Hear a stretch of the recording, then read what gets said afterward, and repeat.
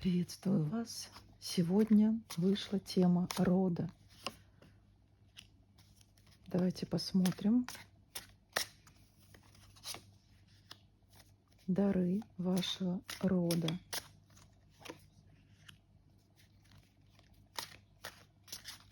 И то, что вам нужно решить. Совет. Посмотрите, это дары вашего рода. Ваш род научился беречь и сохранять то, что ему ценно. Возможно, это мешает вам выйти на более масштабный уровень развития. Но этот опыт ценен. Прямо сейчас поблагодарите ваш род за этот его навык, за эту наработку. Таким образом вы освободите дорогу своему изобилию. Скажите: благодарю.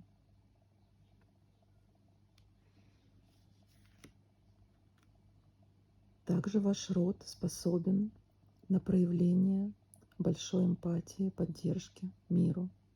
Вы обрели способность любить, способность проявлять свои эмоции в этот мир. Благодарите род за этот дар.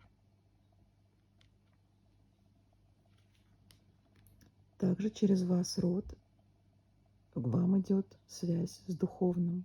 Ваше намерение и желание слышат высшие силы.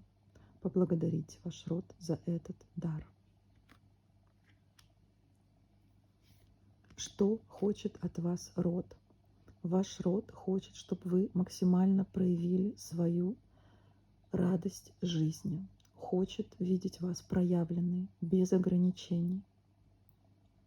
Помогите вашему роду перейти на новый уровень развития.